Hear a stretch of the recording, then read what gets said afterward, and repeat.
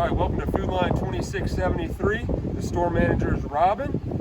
Just to look over some of the numbers, they do about $6,500 a week, and they're running about 140% the prior year. Absolutely crushing it. As you enter the account, immediately to your left, we've got 4 towers of lays. Starting at the bottom, we've got our core item with the classic, wavy, and then up top and all around, we've got flavor. Up top, we also have our innovation items with our dip as well. As you come along to pallet drop number 2, we've got our items that are promotion. It's Cheetos and Fritos, 2 for $5. Tied in, we've got our cans of dip. We also have turbos, flamas on clip strips as well as baconettes. Around the corner, we have a nice PPW here to compete with our competitors, the Hot and Ready bar. As you grab your food, you can grab a nice $1.99 bag of chips.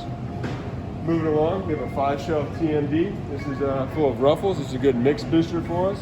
And attached, we have baconettes, hot and spicy and original. Side stack of 42 count. Since this got implemented about a month ago to this store, they've let us keep this side stack as a permanent display. Coming around to our back end cap, we've got Ruffles, baconettes, and hot fries on the side. We also have attached munchies, the clip strips, as they transition off the back end cap into the gondola. We keep them here. The back end cap just changed to 42 count and 18 count. Working around, we've got our dip and our party size lays.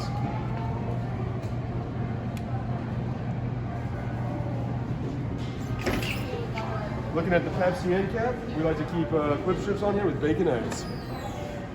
While this account is fairly small and doesn't have a better for you end cap, we do have our Matador executed on aisle 4, as well as our Bear on aisle 3, leveraging our 50-cent IRC. As we come around to the back of the store, we have a nice 6-shelf display.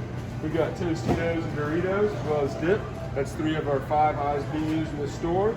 We also tied in baconettes with clip strips. On our 3-shelf towers, we got innovation items. We got guacamole and queso on that one. On the back side with the Doritos, we have the 3Ds. As we round the corner, we've got a nice 6-shelf incremental space. We keep 10 counts here because customers repeatedly ask Thomas to bring it into the store. This is a great space to keep these items. We also have a great tie-in with beer. We've got Santitas hot fries and baconettes. We hope to keep these Santitas throughout the buy 2, get 1 promotion. Moving along the frozen aisle, we have our freezer wings set to planogram. This store is only called out for 1 freezer wing for Frito-Lay. Further on down, we have our Monster Energy rack, dominated by Frito-Lay. Around the corner, we've got a nice half stack of 42 count.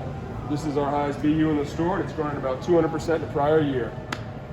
As you go through the beer and wine section, we have a weekender that has Ruffles with baconettes on clip strips on the side. This is a nice 2 towers of incremental space. It's filled with party-sized lays and dip. It's a good tie with the wine right beside it. It's also featuring our innovation item with popsicles, party size. Up towards the front end, we have our PPW that's called out in the XPC. We also have our grab-and-go section that's set to planogram. Here we have one of the registers set to planogram. Another register set to planogram with the other side as well, set as well. And here we have our 2 for $1 lane closer. Looking up front, we have our incremental inline display of 42 count right beside our front end cap, which has Tostitos on the left side. That's from last week's promotion.